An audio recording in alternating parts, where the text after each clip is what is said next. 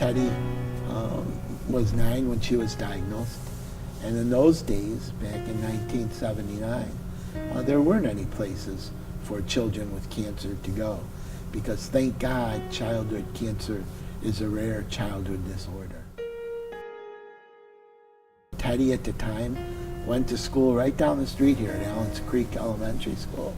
And at the time she was the only student in the entire school that was dealing with cancer. And as most 9-year-olds, her world was what she could see and hear. And in her world, she was struggling with why was she the only one that was dealing with this thing called cancer.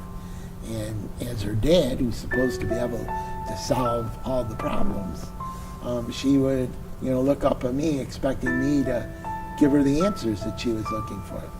Well, heck, I couldn't help her because I didn't really understand what was happening. And I always tell people, I can remember times leaving her bedroom, going into the bathroom and locking the door and grabbing a stack of towels and just breaking down and crying like a little baby because, I couldn't answer her because I didn't understand. It's the one night that I really feel Teddi's presence. I mean, she's there. You can feel her spirit. Here are all these young people that most of them weren't even ideas when Teddi was here.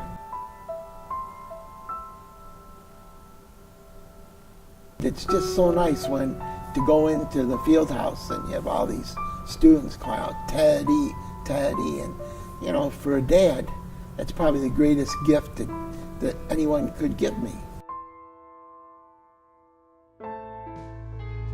So the Teddi Dance is a 24-hour dance marathon that begins at 8 p.m. on Friday of a given weekend, and then it ends at 8 p.m. Saturday. There's all kinds of different music hours, and it's basically a big fundraiser for Camp Good Days and special times. And we do haircuts as well. We do Beautiful Lengths haircuts halfway through the dance, and we have theme hours, so every other hour or so we change the theme so people can dress up, and it's a lot of fun. We have a carnival near the middle of the second day, and that's when all the kids from Camp Good Days come, and it's just it's a carnival. So we have cotton candy, bounce houses, photo booth. It's just a time for our committee to see them, and then for them to have a great time, and then for everyone to see who worked on the dance and who has been dancing for the past 18 hours or so, just to see all their hard work come together. So last year, there was this little boy who came, one of the campers, and he was the most enthusiastic kid I think I've ever met in my entire life. And he loved when we would circle around him and let him dance. And there's this picture that one of the photographers got where he's laying out on his side, just busting a move, and everybody's just clapping and cheering him on. And it was so funny because this little boy and another little boy would dance battle. And at that point you're so tired, you're done dancing. You're I can two-step, but that's about it. So seeing these little boys just go at it and dance battle, it was one, super reviving, and two, it was just so fun to see them not caring. They were just being little kids and having the best time of their life. That it was amazing. I had a coach who was way ahead of his time when I was in high school. And I can remember one time, I think I was about 15 years old, and I couldn't drive, and my mom would drop me off for practice on Saturday morning. And she gave me some money to go into this little mom and pop's grocery store, and they had a 6-stool soda fountain, and I was probably in there eating donuts, and there were some old timers there, and my coach walked in, and one of them yelled out and said, "Hey, what kind of a team you gonna have this year?" And I thought he would say, we're gonna compete for the championship, or it's rebuilding, or we should be pretty good.